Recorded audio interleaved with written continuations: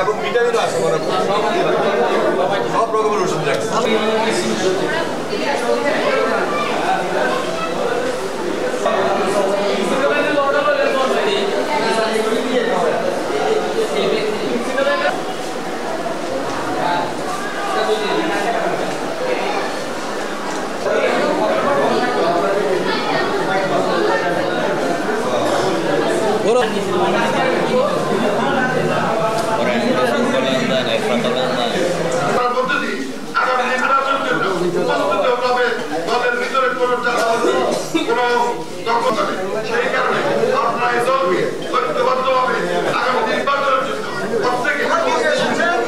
আমাদের সাবেক মন্ত্রী শাহ মোফাজ্জল হোসেন কায়কোবাদ সাহেবের সুশৃঙ্খলভাবে এখানে থাকবেন এবং নেতৃবৃন্দের বক্তব্য শুনবেন।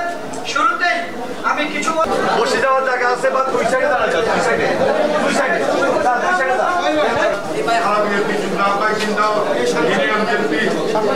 নেতৃবৃন্দ আমার জনাব শাহাবুদ্দিন সাবু মঞ্চ উপবিষ্ট আছেন, লক্ষ্মীপুর জেলা বিএনপির সম্মানিত যুগ্ম আহ্বায়ক। যারা আপনারা ইয়াং জেনারেশন আছেন, আসলে গ্লোবাল ওয়ার্মিং নিয়ে আপনারা অ্যাওয়ারনেস ক্রিয়েট করেন, যাতে আসলে আমাদের যাচ্ছেন, সংবাদ পরিবেশন করে যাচ্ছেন। সকলকে আমরা ধন্যবাদ জানাই, অভিনন্দন জানাই। এমপি সাহেবের আপনারা আইন শৃঙ্খলা বজায় রাখবেন এবং কোনো দখলবাজিতে যাবেন না।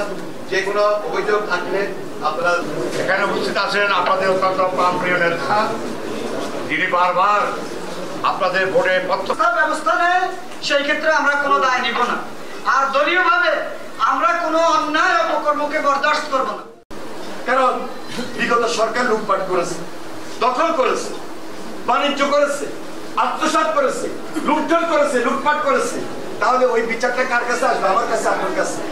হ্যাঁ, বিচার আসলে আমরা তাদেরকে বলবো যে পরামর্শ দিব, তাদের পাশে দাঁড়িয়ে পরামর্শ দিব যে আইনকে নিজের হাতে আমরা তুলে নিব না, আইন অনুযায়ী সেটা বিচারও করতে হবে।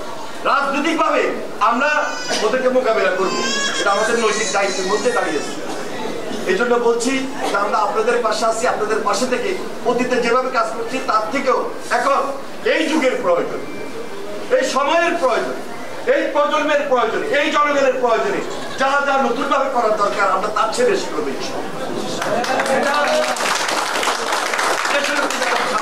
পরামর্শ, এটা ভারপ্রাপ্ত চেয়ারম্যান জনাব তারেক রহমানের পরামর্শ, সিদ্ধান্ত, এবং তারেক রহমানের সিদ্ধান্তগুলো অত্যন্ত কঠিন। হ্যাঁ, আন্দোলন করছি, সংগ্রাম করছি, ত্যাগ স্বীকার করছি, পরিশ্রম করছি, কিন্তু তার মানে এই না যে আমি এখন একটা সুযোগ পাইছি, আমি সুযোগের সদ্ব্যবহার না করে আমি অন্যায় করবো।